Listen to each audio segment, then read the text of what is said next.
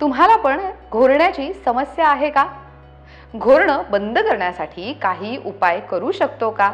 तर त्याचं उत्तर आहे हो, करू शकता. ते जाणून घेण्यासाठी तुम्हाला हा व्हिडिओ शेवटपर्यंत बघावा लागणार आहे. घोरणं ही समस्या तुमच्याप्रमाणे ना अनेकांना सतावत असते. तुमच्या अशा घोरण्यामुळे तुमच्या आजूबाजूच्या लोकांना किंवा तर तुमच्या जोडीदाराची सतत झोपमोड होऊ शकते आणि याच कारणामुळे काय होतं ना, तर साहजिकच तुम्हाला तुमच्या घोरण्याच्या सवयीचा राग येतो किंवा तर तुमची स्वतःची चिडचिड होऊ लागते.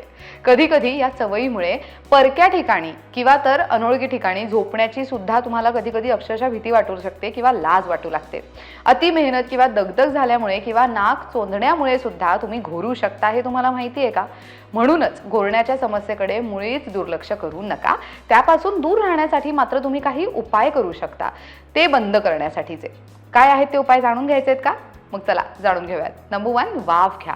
त्वचेची काळजी घेण्यासाठी किंवा तर सर्दीपासून आराम मिळवण्यासाठी आपण काय करतो, तर बऱ्याचदा स्टीम म्हणजेच वाफ घेतो, हो ना?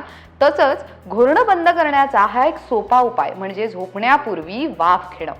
वाफ घेतल्यामुळे तुमचा श्वसन मार्ग मोकळा होतो. श्वसन मार्गात कफमुळे निर्माण झालेला अडथळा वाफ घेतल्यामुळे कमी होऊन जातो. त्याचा चांगला परिणाम तुमच्या घशा आणि नाकाच्या कार्यावर होतो आणि तुमचं झोपेत घोरणं हे आपोआप कमी होऊन जातं आणि बंद होऊन जातं.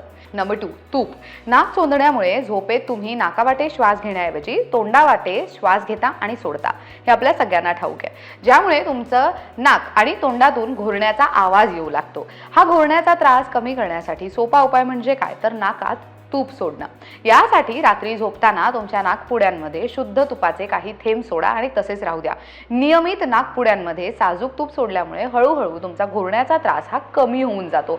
तूप खाणं आरोग्यासाठी हितकारक आहेच, शिवाय तुम्ही तुपाचा असा औषधाप्रमाणे वापर केला ना, तर ते तितकंच फायदेशीर ठरू शकते. नंबर 3, मध म्हणजेच हनी. मध हे आरोग्यासाठी अतिशय गुणकारी ठरतं. हे काय मी ते वेगळ्याने सांगण्याची काहीच गरज नाहीये.